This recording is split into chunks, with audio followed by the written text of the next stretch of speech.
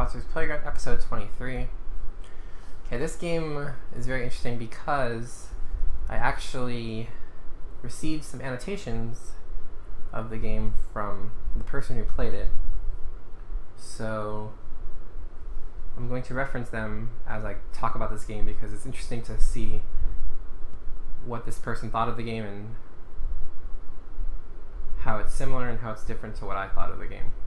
Because I'm sure a lot of you guys will have similar reactions to what this person thought.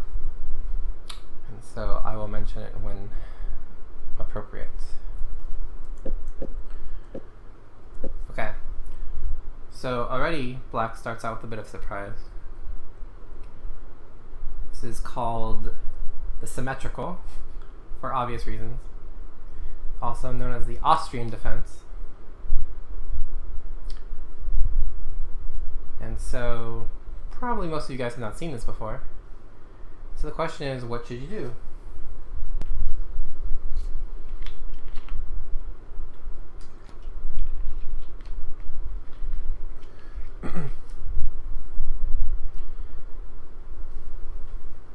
So, usually if you play a Tarrasch or something, knights are developed first.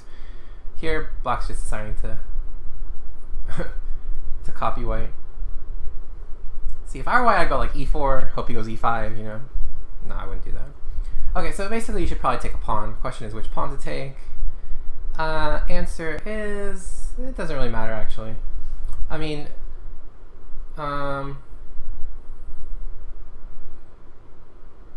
this one makes a lot of sense. Open up the queen. This one makes a lot of sense too, so if queen takes, just play knight f3 or something. Yeah, so both are actually fine.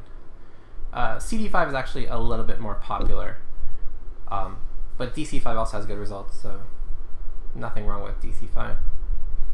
Check. Okay, queen a5. So now we're in check, so if we can get out of check while also developing, it's a good idea. And so which natural developing move should white play here?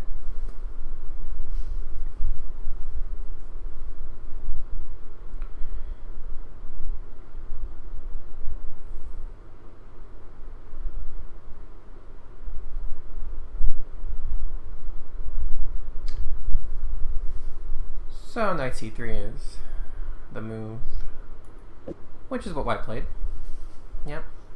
So bishop d2, might look attractive because, oh, you're attacking the queen. But notice the queen doesn't really want to stay on a5. It's probably going to end up taking c5 anyway. So bishop d2 kind of just blocks in your own queen. So be careful about making moves like that to kind of like threaten your opponent's pieces, but which actually just help them move their piece to where it wants to go. So bishop d2 is kind of like a false tempo gain, because you're already getting a tempo by getting your piece out. But I know a lot of people would think bishop d2 was correct. But knight c3 was good. Okay, d takes c4. Okay. So you have a position.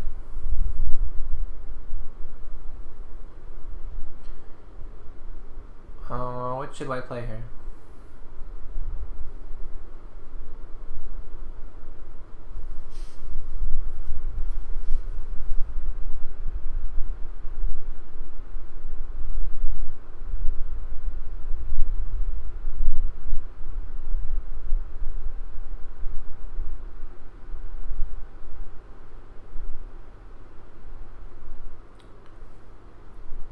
So yeah, here white should want to develop. The question is how? Like, for example, do we need to be worried about this pawn hanging?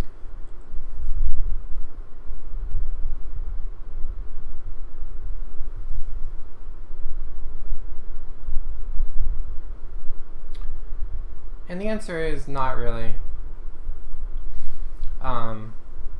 That pawn is kind of a goner anyway. So yeah. So I mean, this pawn's basically a goner anyway, but we're gonna get this pawn, almost guaranteed. So we want to kind of make a move that tries to capitalize on that fact. So, I mean, a move like e4 is perfectly reasonable. A move like knight f3 as well. So, for example, if e4, queen takes c5, I mean, white can do a couple of things here, but a good move might be simply queen to d5. Looks a little odd, but the idea is we simply threaten bishop takes c4. And, okay, so if e6, for example, we can just take on c5, take on c4. And this should be better for white because we're better developed. Slight edge. But if he takes, for example, then knight takes, and we're threatening this, and we're also threatening this, and again, edge to white. We can also, play queen a4 check maybe, and then take on c4. Again, slight edge to white, but there's nothing that we can really do to, win by force or anything. But if we just play normal developing moves, we should be fine. Knight f3 also makes some sense. And then if queen takes pawn or something, we can play e4 with the idea that we're going to kick this queen around. Notice how much more development we have than black. So we're probably going to win this pawn anyway, and we get to kick the queen around. So okay, but white played this move, queen a4, check, because he was worried about losing his pawn on c5. But in all honesty, he really can't keep this pawn anyway, so now he's just kind of playing into black's hands because he's, moving this knight again for a second time. And he's not really helping his development at all. So after take, bishop d7, now black has to, develop with a gain of time. White has to move back. And now it looks like white's losing this pawn on c5 anyway, so this whole plan kind of was a bit faulty. Okay. So now what should white do?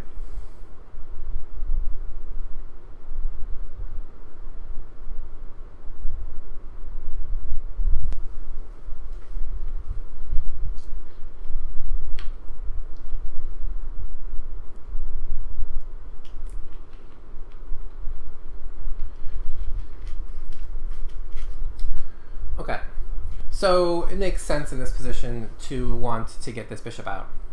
And of course, the natural way to get this bishop out would be to have it attack this pawn, so we want to push this pawn. And so the question is, do we push this pawn 1 square forward or 2 squares forward? And it might seem obvious to play e4, but it's actually not that simple. Well, I'll show you what the Patzer played. He played e3. And he chastised himself for this move, saying that, he shouldn't have played e3 because he blocks in this bishop. And he says this was way too passive. Okay. So, I mean, he's right, but at the same time, e3 is not as bad as he thinks, because after e4, there's actually a little bit of an issue. And the issue is, say, bishop takes c5, knight f3, or even say bishop c4 even. Knight f6, knight f3. Okay, now notice that this pawn is actually difficult to defend now. So after, say, bishop c6, you have to play a move like knight to d2 to save this pawn, because e5, it's going to be lost anyway on e5. Eventually I can just play like, knight g4, knight d7. And so you're going to end up blocking your bishop anyway. So it's actually not so bad to play e3. I mean, e4 is okay too, but you just have to be a little bit careful, because you might have to play e4, f3, and then take, and then play like knight h3 to f2.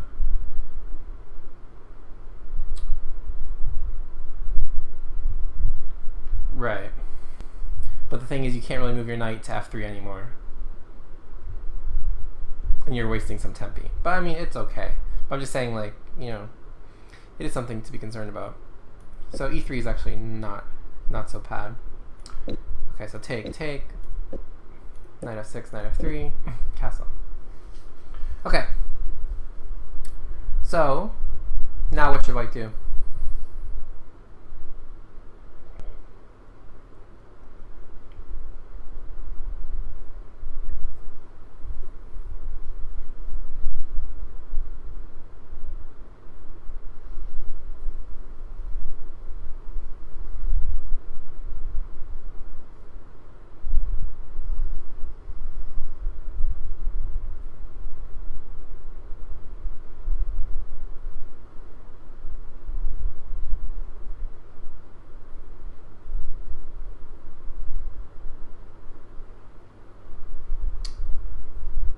Okay, so white should probably be looking to finish development. And so we should try to get this guy out. Question is, what square should we get this guy to? Most probably we should get him to this square. So white should probably play a3 here, with the idea of playing b4 and bishop b2. Notice, for example, that white probably shouldn't castle, because one, his king is actually probably better in the center than it would be castled. Without the queens on the board, it's not as big of a priority to castle, and there's really nothing dangerous happening to white's king. So, I mean, even like king e2 might actually be something that's better than castle, because then you can get your rook out to d1 next move.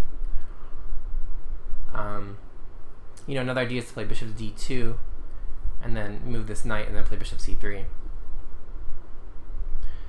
Knight e5 is possible, but I mean, at some point I'm going to get that tempo back. So even if I have to play a move like bishop e8, for example, okay, now you play, say, a3, and I play knight c6. Okay, now you're going to have to waste some time to kind of either move this knight back or take, and then I take and then gain more time on g2. So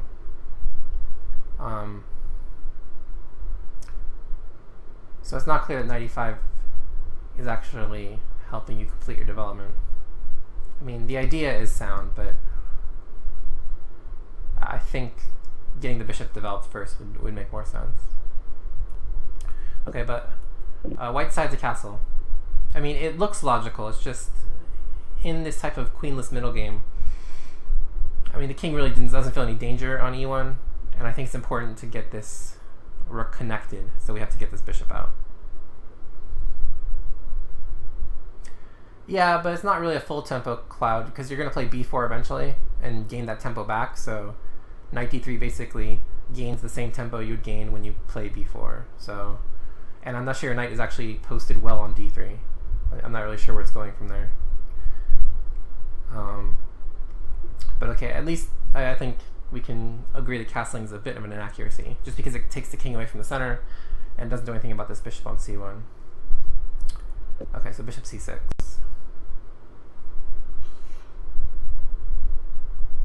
Okay, so what should white do here?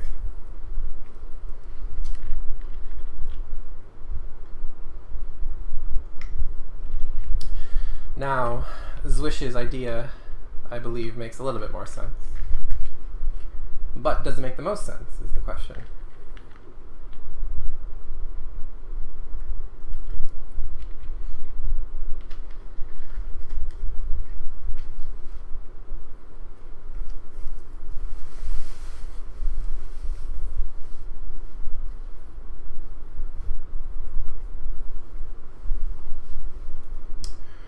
Okay, so, well, we can do a few things, right? We can either move this knight because it's, threatening. I mean, black may be threatening to take. I'm not even sure if he is or not, but we can move this knight and remove that threat, or we can ignore it. So to move the knight, we have a couple of choices, right? We can play here, we can play here.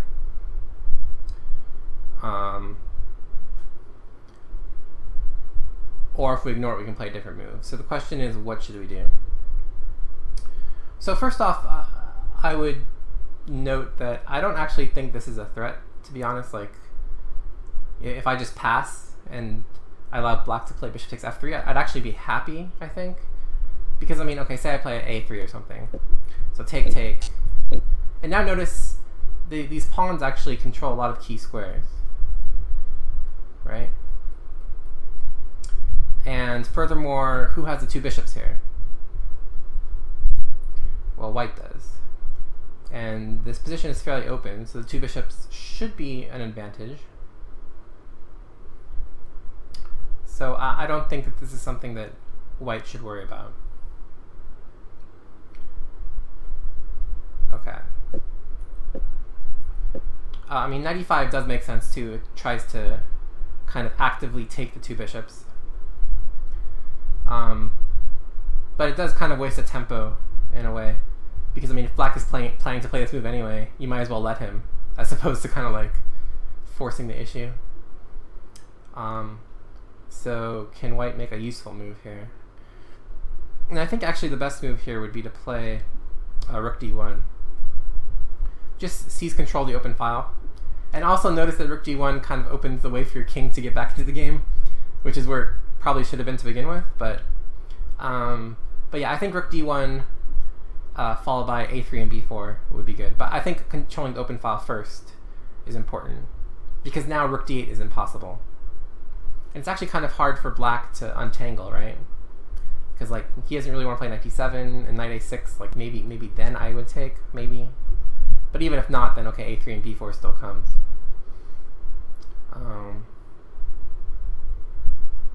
Okay. But knight e5 also is fine. Okay, but what white played was white played this move. Okay, so what do you guys think about this move? You guys think it's like a fine move? Think it's a good move? Think it's a bad move?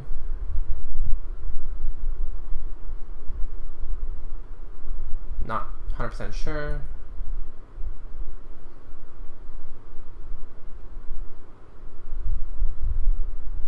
What do you guys think?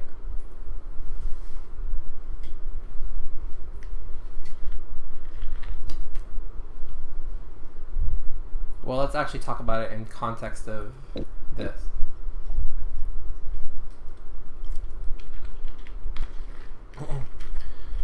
Okay. So yeah, let's assume this happened, which it did.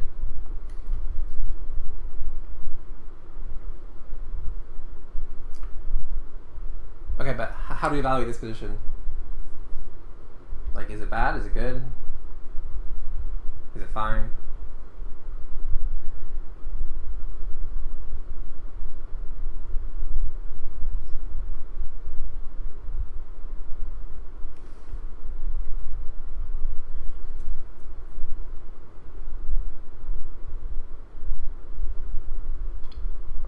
Yeah, it's interesting because it's not really bad. It's not really good, but it's not really bad. Okay, so what is the problem with this? Well, the problem is obviously that, okay, this pawn is weak, right? And by weak, I mean isolated. And furthermore, black has fairly good control over this d5 square at the moment.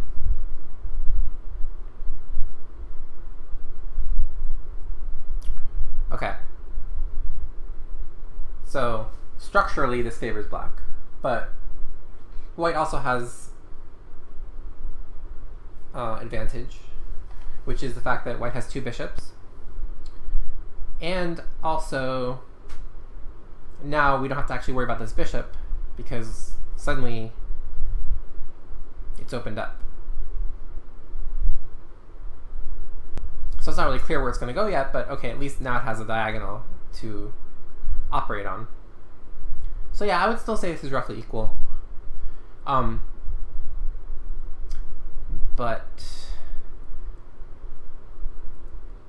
white kind of has to play to his strengths, which is the fact that, you know, he has better pieces at the moment.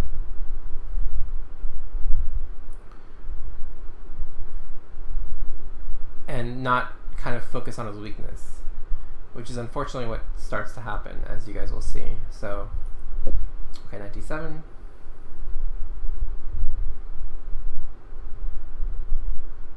And now, what do you guys think white should play?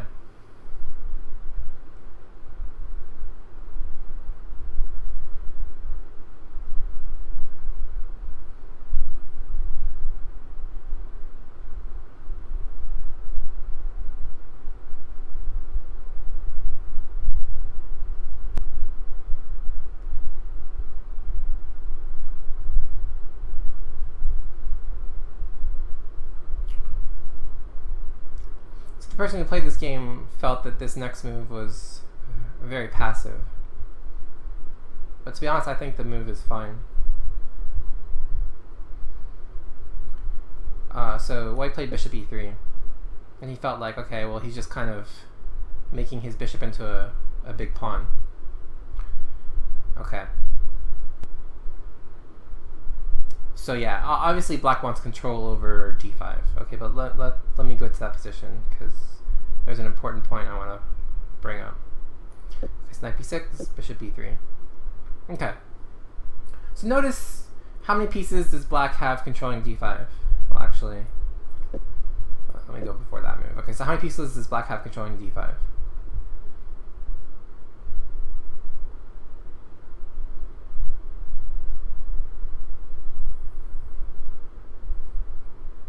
Four. Yeah. 1, 2, 3, 4. Yeah. Good control. Okay. But notice that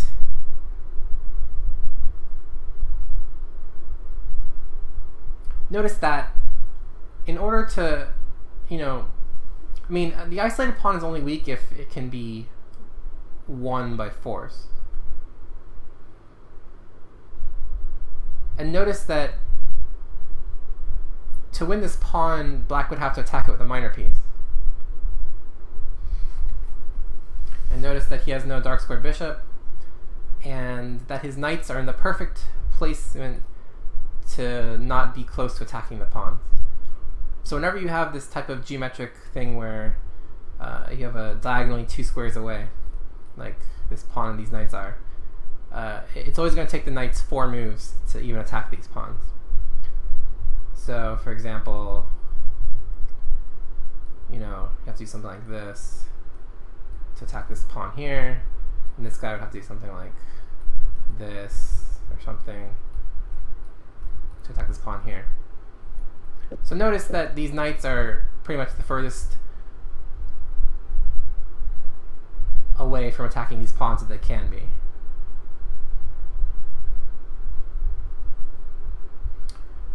So at this point, white should kind of concede the fact that he won't be able to trade this pawn off for, say this one. I think white was trying to play d5 at some point, but that's kind of a pipe dream. And just kind of play around this pawn and try to use the fact that he has 2 bishops. Because if he's not losing the pawn, what does he have to worry about, right? I mean, what other inroads can black make into white's position? I mean, because white has no weaknesses other than that pawn, right? I mean, all his pawns are still in their starting squares. So it's very hard for black to come up with a target outside of that pawn, and it's very hard for black to attack that pawn because his knights are kind of on the wrong squares to attack the pawn. Okay, so the question is, what should white do, though? Okay, so after this move, h6, for example. So what should white's plan be?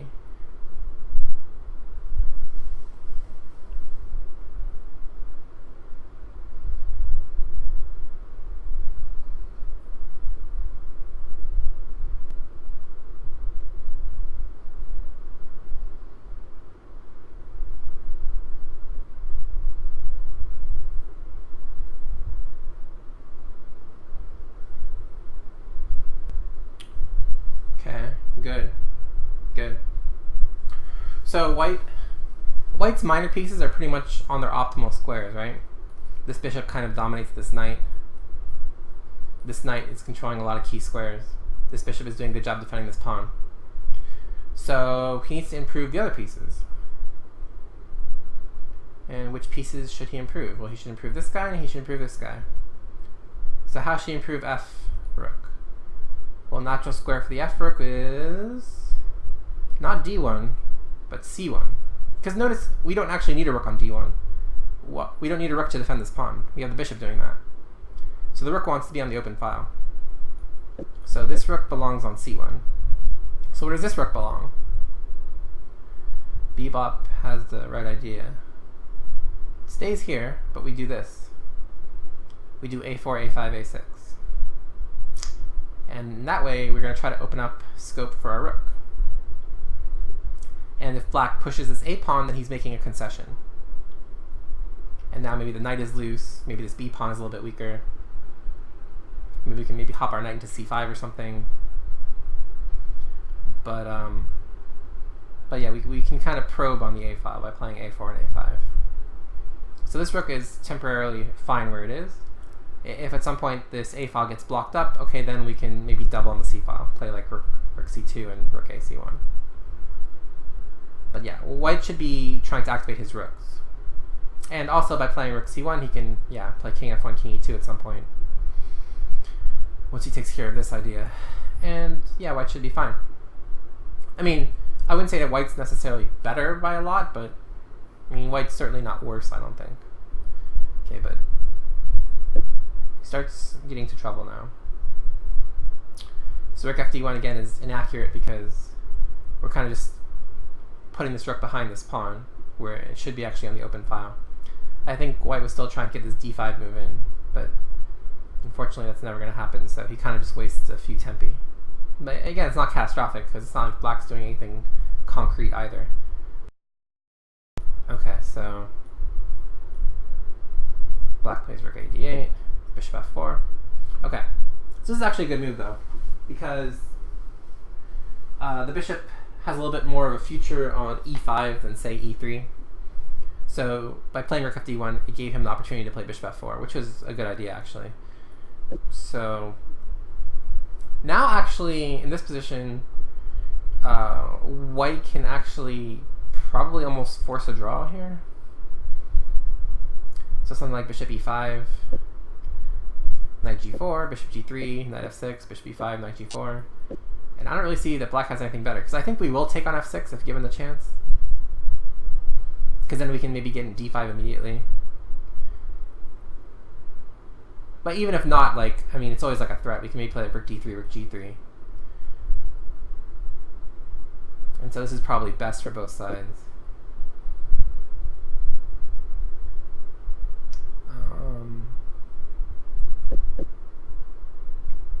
Yeah, I mean, white's not better, so I don't think white would be against the draw.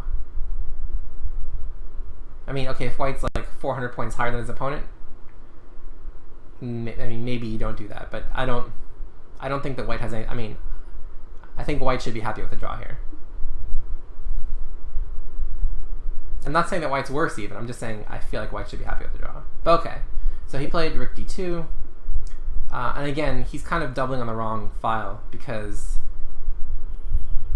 he's kind of just doubling to defend this pawn, which really doesn't need defense, because his bishop should be defending it.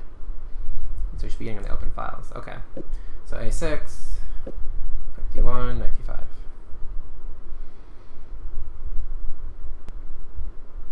Okay, so now here, white noticed that he's worried about the strong knight on d5, and that he's unable to get rid of this pawn. And he also notes that by trading pieces, it just helps black, because the less pieces that are on the board, the more pronounced this weakness becomes, which is all correct. But it doesn't mean that your position isn't okay, because it still is. Because again, black has no way to attack this pawn, and I'm not really sure how he makes progress. And so white should try to seek some counterplay on an open file, which he finally does. And so he didn't think this was the best move, but it actually is, because now the bishop defends this pawn, and so now your rooks are free to get off the d file. which is where they never should have been to begin with. Okay, 98. A3. Okay. So white again thought this move was way too passive and thought that he should be doing something more active. But to be quite honest, I mean, white really needs to be doing nothing in this position, because anything that white does can potentially harm his position.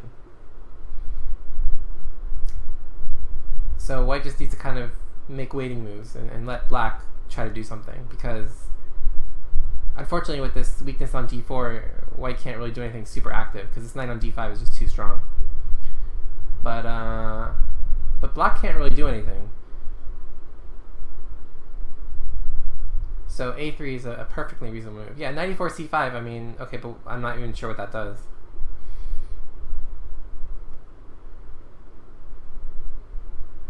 No, I'm not even sure that your knight wants to be on c5.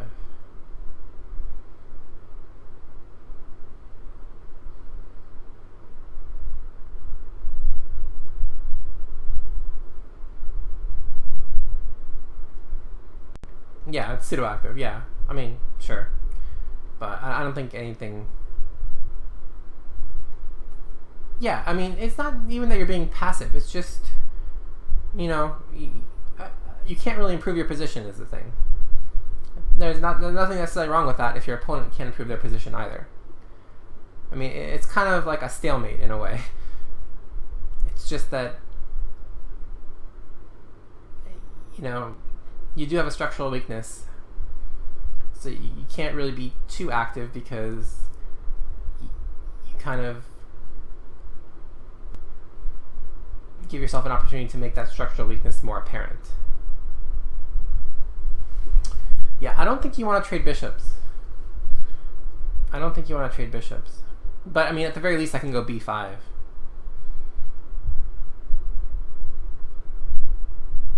Even if a bishop trade was good. But I think on bishop a4, I think I can take on c3. Maybe. Take on c3, take on d1. Maybe I can't even do that.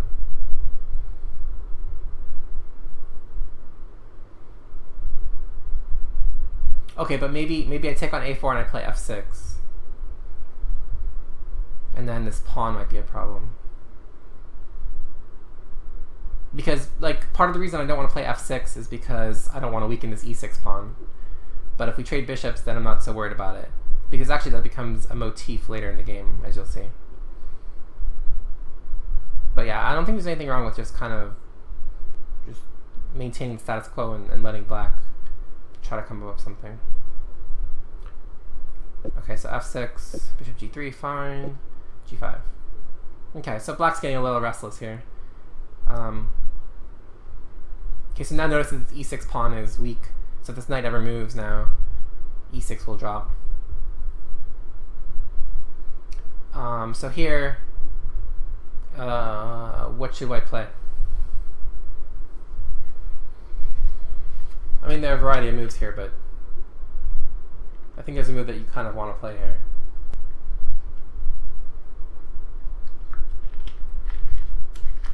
And that actually could have been played in the last couple of moves as well.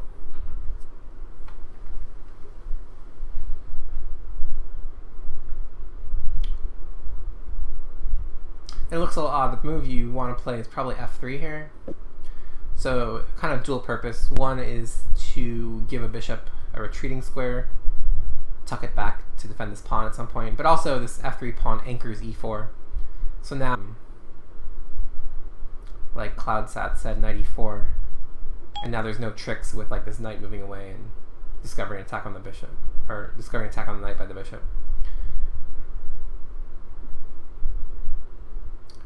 And so this probably would have been fine. Okay, but white plays this rook e2 to try to get on this e file. But notice that by kind of transferring to the e file, you actually just help black make moves he wants to make. So after rook e2, king f7 just helps black. And then after rook e1, knight at g7 also helps black. Because this knight wanted to be on g7 anyway. And the king wanted to be on f7. But so you are putting pressure on e6, but you're kind of helping black make moves he wanted to make.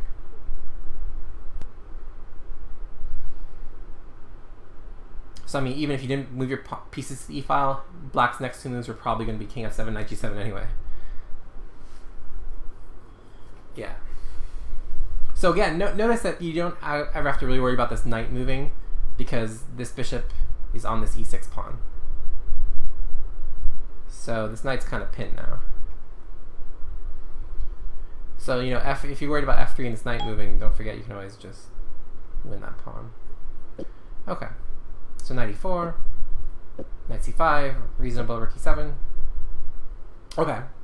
So now notice that by switching your pieces to the e-file, what lost its defenders?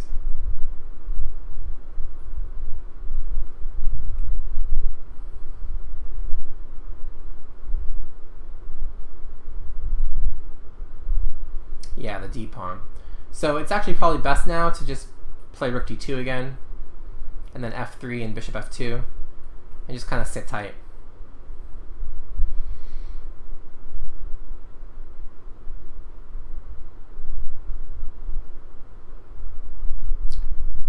Okay, but knight e4.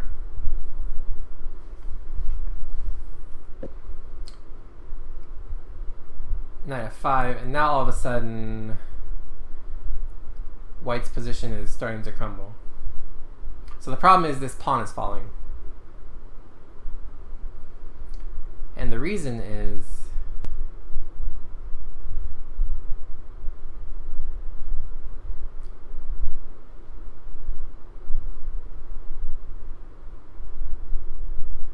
if rook d1, for example, just knight f4 now.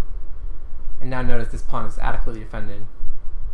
And so after take, there's nothing you can do to stop this pawn from being lost. Because now your knight's hit.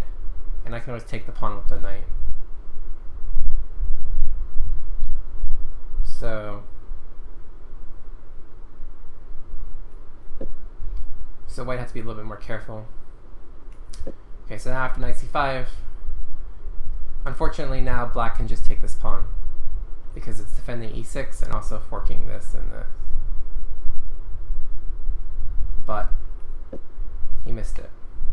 Okay, so now black thought he had to defend e6. Of course he could have defended it by taking the pawn. Okay, so now what should white do?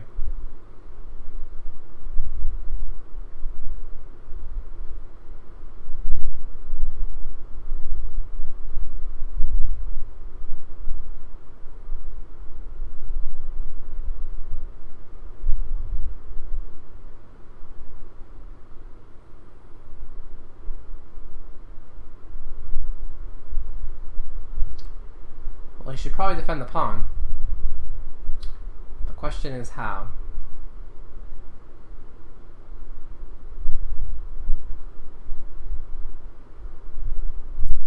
And so the answer is actually by playing a paradoxical bishop d1. And you might ask, well, how does that defend the pawn? And the answer is, if you take my pawn, I actually can do a bit of a double attack. I simply play rook d2, and now I'm threatening this, but all of a sudden I'm also threatening this, which wins the rook. So you can't actually take the pawn. So you have to play something like g4. And now I can play rook d2. Now after rook g8, okay, it's the game again. It's a game again, because now all my pieces are defended. But instead, again, white hung this d4 pawn. Black again didn't take it. Okay, repeat it again. And now no third time repetition. So black for the 5th time missed that this pawn was hanging. Oh, well, also you're deploying your bishop on a better diagonal, because your bishop on b3 is kind of stuck. So you basically kind of force g4, and then you get this bishop more scope. Because then now there's no more knight f4 tricks, is the main reason. And at some point you can maybe play h3 and kind of try to blast it open. Okay, so here now knight d6 is a good move because it gets rid of this knight that's attacking the pawn. Check. So that was good. Okay, this is about equal now. Rook d7, bishop g3, rook a7. Okay. So yeah, this is actually completely fine for white now, all of a sudden, because, again, notice this knight is pinned. So black can not actually make progress here. So again, a move like f3 and king f2. If black ever plays f5, you can just play bishop e5. And again, black, I don't think, can ever win this. I don't see how black actually ever makes progress, because this e6 pawn is always going to be a weakness, just as much as the d4 pawn is. Okay, but white plays this move h4. Again, kind of not wanting to let the position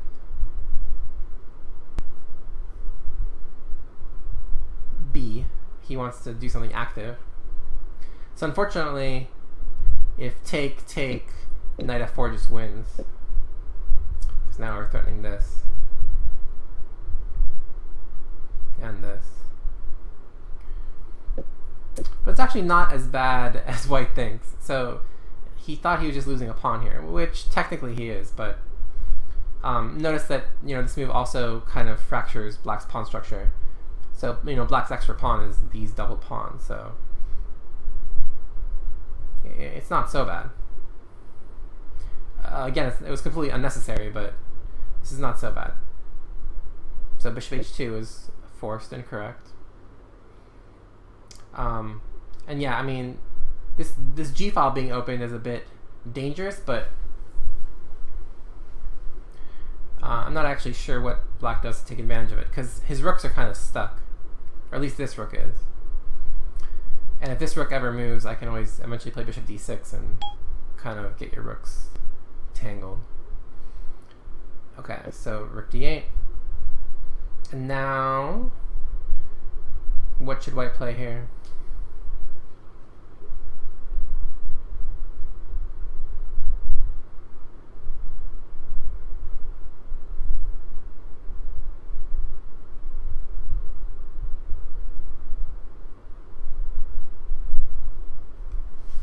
So it's going to look super weird, but actually white's completely fine after rook e4. So again, this knight is pinned, so there's no tricks. But if h3, rook h4, hg2, rook h6. And now it looks kind of odd to have this pawn on g2, because we can't really take it because of these various double checks and whatnot. But notice that we're threatening maybe rook h7, and this pawn is still, there's still a pin going on. We can always play bishop g3 to kind of blockade the g file. And now our rooks are definitely better than black's rooks. And okay, we're down a pawn, but I mean, eventually this g pawn's gonna fall. So it looks scary, but I mean, black actually has nothing he can do to take advantage of it. And white's actually fine here. But okay, after f4, unfortunately, now he's lost. So the reason why he's lost is because this bishop was actually fulfilling an important role. And that role was stopping this knight from moving. Because, yes, this knight was pinned, but this knight actually could go to c7 to defend e6. But the problem with knight c7, of course, is we can take it and then take on e6. But now after f4, f5, now the problem is this bishop will never be able to stop that maneuver. And so here, after king f2, g8, check. take.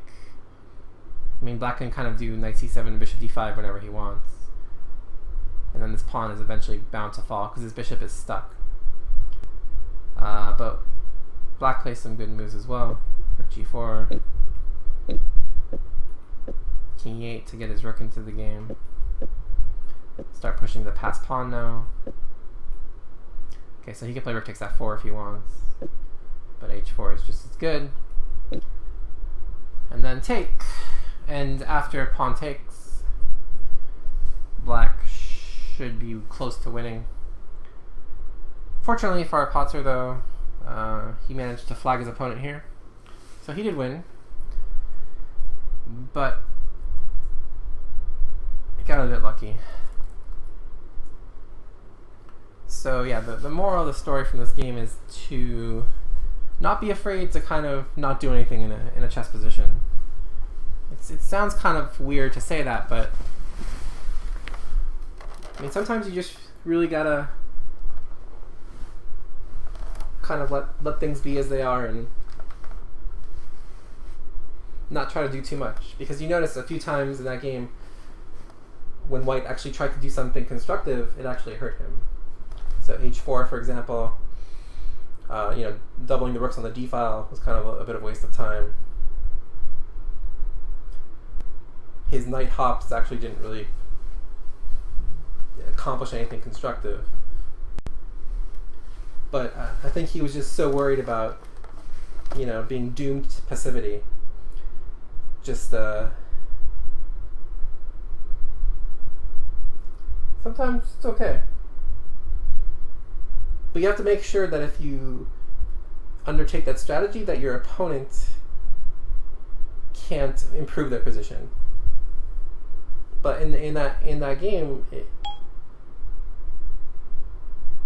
if White just asked himself, okay, what can Black do to make his position better, he would have had a hard time coming up with a solution because, again, I mean, Black's pieces were kind of as well placed as they could be. And if Black ever tried to reroute his knights to try to attack that pawn on d4, he would have let go of control of d5. And so White should have been able to liquidate his pawn with d5. Oh man, no, not to flag as much as you can, not to shuffle and flag, not to move randomly. But sometimes, sometimes you can't have it all. But yeah, I mean, it all kind of started with his move knight d4, giving himself the isolated pawn. And in and of itself, it wasn't bad, but it kind of led to this type of thinking where he was like, oh, I have this, weak pawn, I have to get rid of it, I have to do something about it. Rather than just kind of playing the position as a whole and thinking, okay, how do I improve my pieces? So, I mean, it's good to identify your own weaknesses, but at the same time, you don't want to fixate on them. Because if you just think about the weaknesses in your position, you'll have a hard time kind of playing accurately. Okay. So I thought that was an interesting game. And we'll do one more quick one.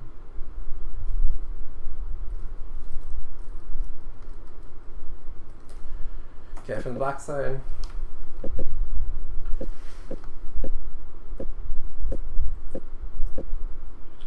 Okay. So we have a position where Black's gained some tempi in a Sicilian by chasing White's knights around. Okay, what do you guys think Black should play here?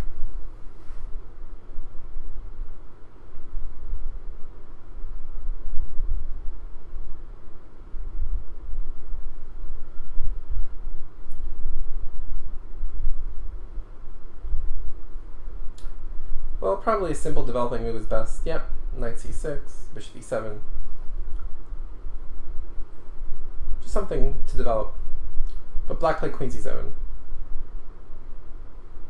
which unfortunately just lets White kind of gain a tempo for free with bishop f4. So for example, bishop f4, queen b6, knight d2. So notice queen takes b2 is not a good move. So knight b7, knight c4, for example, etc., etc. Okay, but White played bishop g2, e5. Okay, well, now no more bishop f4 at least. Castle. Okay, so I won't ask you guys again, but I mean, these moves make sense. Okay, but he plays knight d7, which I'm not exactly sure why.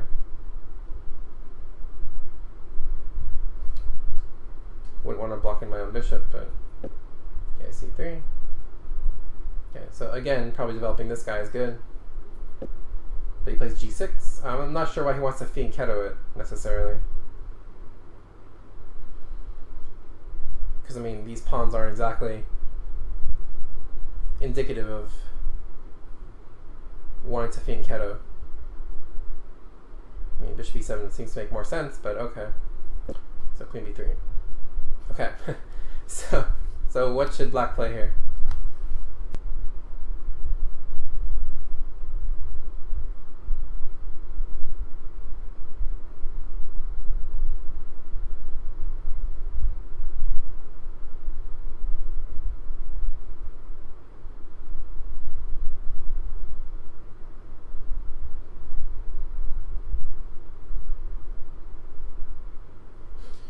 Alright, so there's kind of a trick and a re-trick here. There's a trick and a re-trick. So there's actually a trick here, which is to play c4. And the point is, after d takes c4, d3, all of a sudden, this knight's trapped.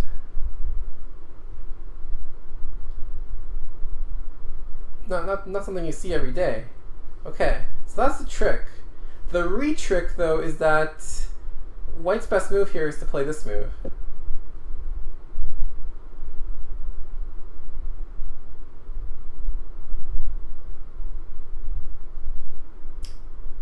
And do you know what black's best move is?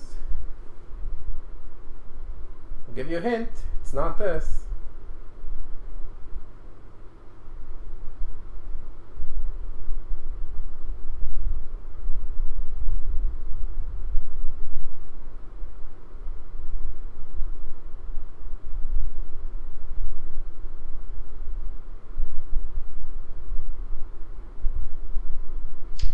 So actually the whole point of this is just to get this pawn on d3. So actually best is to play a6 to stop knight at b5 of shenanigans. Queen a4 to give the knight a square to retreat to. And now we just actually complete development. Bishop e7. Yep, desperately try to castle, exactly. Knight b3, castle, rook d1, and knight takes e4. And black is actually good here, because he can't take on d3 because of knight dc5 forking these, and if knight takes, then knight takes. So it's really kind of complicated, but the point is that you play a trick, but it's not for the reason you'd think. So you do play c4, but it's not to try to win this knight. It's just to get this pawn on d3 and to win e4, basically.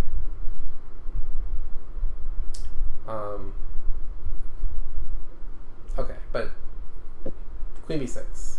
Okay, I mean, if he doesn't play the trick, I mean, probably bishop g7 is good too, but okay, this is fine. Queen c4. And okay, again, probably completing development, but black really, really wants to trade queens. I don't know why. Not really sure why, but okay. So, take, take. So now black has kind of weak pawns, but he has the b file. I mean, it's not really anything great. Yeah, I mean, basically, the problem is, I'll just show you quickly. It's not like super clear, but so yeah, so c4, take, d3, knight d4, take. I think best is, yeah, just pawn takes. And the problem is like e5, d5, and d6 kind of all come by force. And yeah, it's probably bad luck. Bishop f4 is even coming. We obviously can't take this, I don't think, because of rook e1 and knight g5 and stuff. So yeah, it's just not a good look. Like, we have no center pawns here to stop this onslaught. Okay, but anyway, so he traded queens, but he gave himself weak pawns, which wasn't really a good trade-off. He should just develop. Okay, so now, if we remember the trick from before, it's actually a little bit better now. So again, we have the c4, if take d3. Okay, now we actually do win a piece, because the central pawns are not as menacing if there's no queen on the board. So this actually does just win a piece. So after c4, c takes d4, c takes d3, knight c3, ed4, knight d4, knight c5, and black is fine because we're threatening this. And we have a nice pawn on d3. And at some point we can maybe play this if our king is out of the way. Okay, but he played rook b8, which makes sense. If not c4. Check. Okay, take. I don't know why white would trade off his bishop. Maybe he thought it was bad, but I think black is happy with this. Okay, so how should he take back?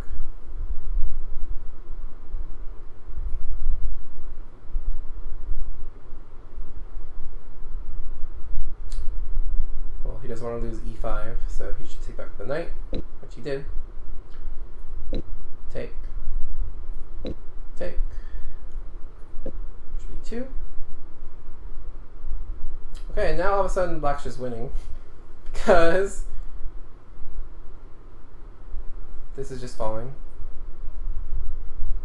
And so rook b2, rook b1, Check. take, take. Okay. So what should black play here?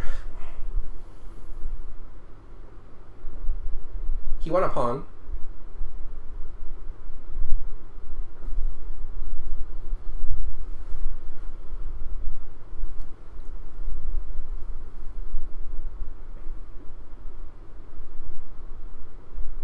Yeah, I mean, rook b5, I just play a4. So trading is fine. And remember, no queens on the board. So castling is not what you want to do here. Your king actually wants to be here on d8 or on c7. So yeah, what we really want to play in this position is we really want to... Okay, well first notice this rook actually has no good squares on the b file. So it can't go here, can't go here, can't go here, can't go here, can't go here, right? Bishop covers this one, knight covers these two, pawn covers this one, bishop covers this one. Okay. But what we really want to do here is we really want to play this move. We want to play this move. Because just focus on this guy. So we want to play knight c5, bishop d7, bishop b5. And just win the d3 pawn. Okay, but the problem, of course, is that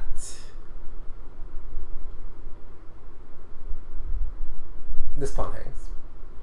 So bishop d6 makes sense, but also another move is simply to play f6.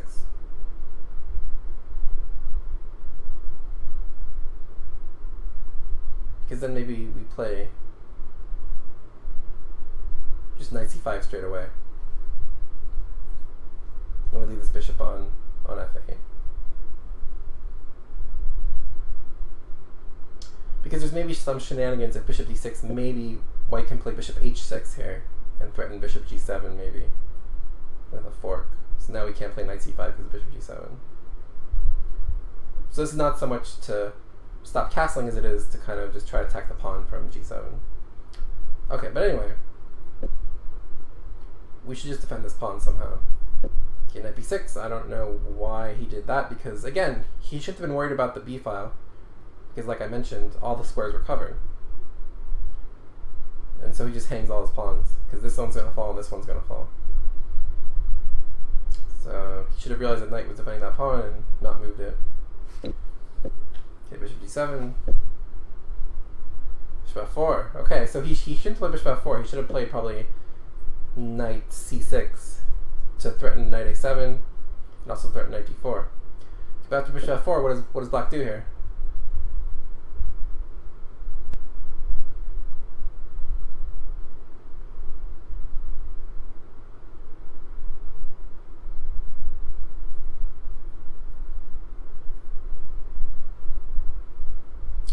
Yeah, so it's a little tricky, but g5 does win a piece. It is a little tricky though. Okay, so g5, the idea is to deflect this bishop off of defending this knight. Okay, so white can make it a little tricky with knight c6, gf4, and knight a7. And so the point is I'm threatening to take this piece, and if you move this piece, I'm threatening to take this piece. So what does white do here? Or sorry, what does black do here?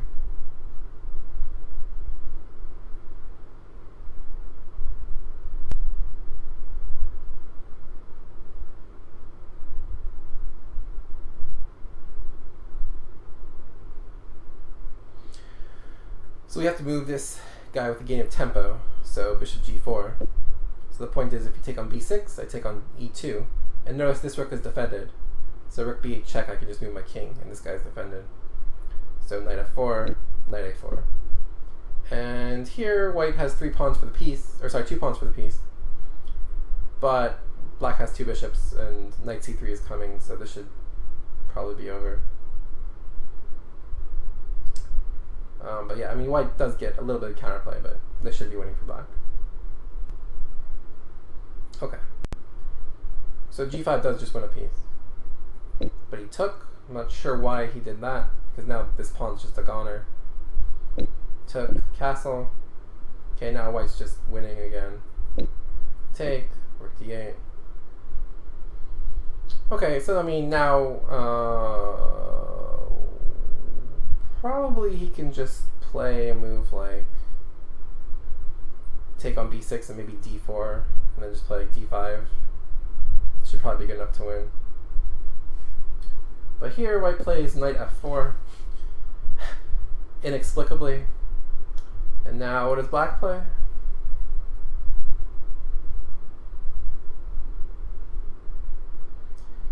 I mean, black made a threat for the first time in like 10 moves, and white just not only ignores the threat, but actually makes it a legitimate threat. Okay, so obviously this piece is just hanging. So rook d4. Okay, 4. Okay, it's knight defending this bishop, so everything is fine. Rook a2. Then g5. Bishop h3. Okay, notice it's a little hairy. Rook a8 would be mate, if not for the knight defending it. But black has everything under control, because rook a1 is mate. So f3 forced. Okay, so what should black do here? Because it's a little tricky here. It's a little tricky. I mean, he's up a piece, but you know, if this rook and somehow gets the 8th rank, he might lose. So what's the safest way for black to continue?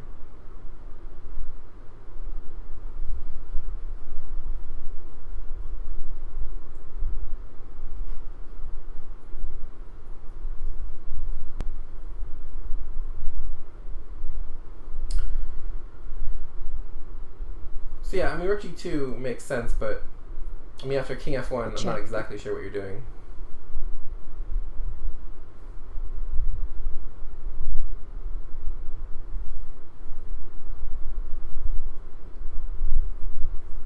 So actually, the best move here is to play king f8, and simply just give your king an escape square in e7. And then you just basically play a5, a4, a3, a2, a1. Yeah. So now rook b7 is a little useless. I mean, rook b7, you can always go knight d7, don't forget, because your bishop's defending that. But I think king f8 and just no threats and just queen the a pawn. Okay, but black played this move g4, and all of a sudden, after take, what does white have here?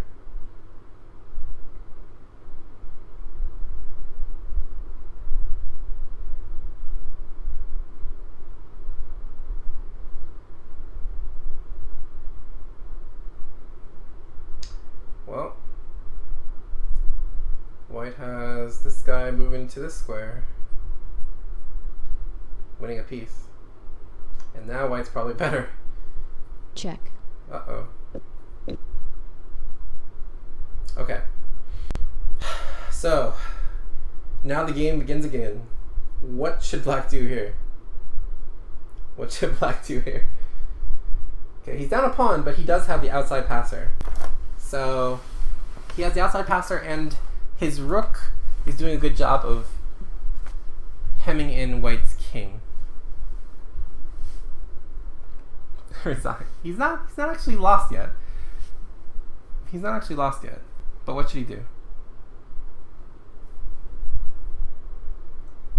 I mean, quit chess would be another good answer, but let's assume we're trying to help him.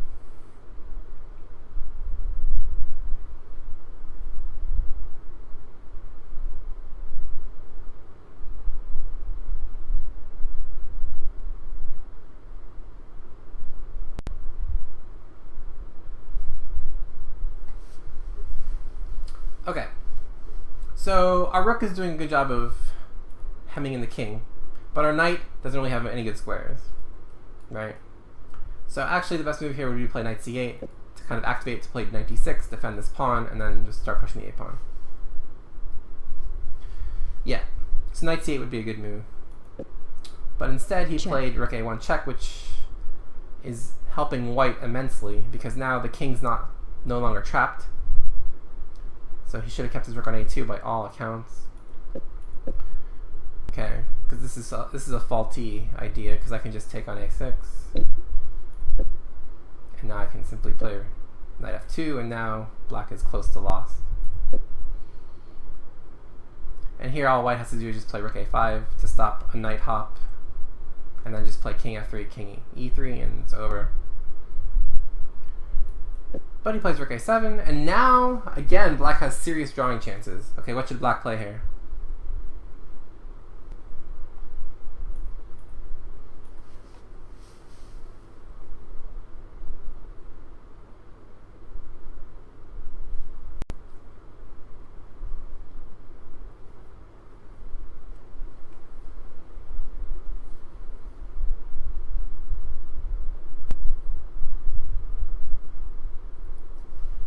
So yeah, again, black should be drawing them, probably. And the right move is to play knight to e5. So the reason we play knight to e5 is because we're not actually threatening this. We're threatening this. So the dual threat forces white to do something about knight g4. Probably like king f1. Because notice, even after h3, for example, knight d3 wins a piece. So he probably played king f1, and now he can take on d3, and this is probably a draw. If knight c5, I can play rook a3, and now everything is held. So what did black play? Well, of course he played knight c5. And now white should play rook a3, and everything is held, and again, king f3, king e3, and white wins. So what did white play? Well, of course he played rook e7, and now black wins because this wins a piece. Yay! Okay, so knight d3. Yay, black wins. Okay, it's not so simple though, because rook d7. Okay, so the question is, what do we win here? Do we win the exchange or do we win a piece? So we can win an exchange with knight e1 or knight f4. So knight e1, king f1, rook e8, king e1, or sorry, rook d7, king e1, or knight f4, gf4, rook d7. Or we can win a piece with rook f2. What's better?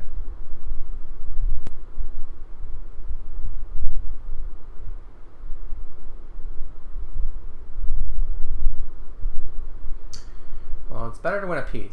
So rook f2, Check. king g1, and now we actually have this cute move, knight to c5.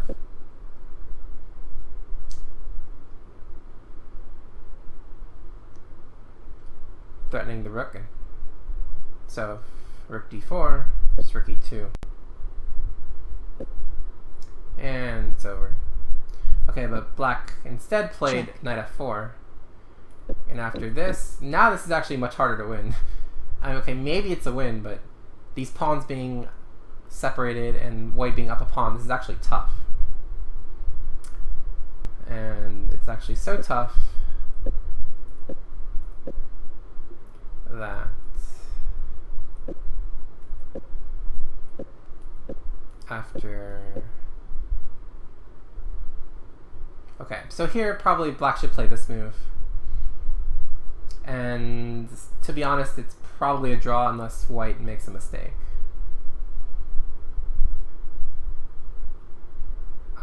But instead, after this move, now it's pretty much a draw by force.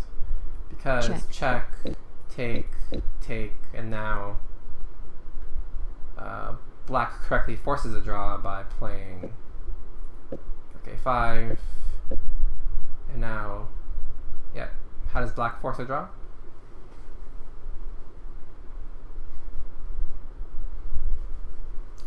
I mean, there are a lot of ways, but the simplest way.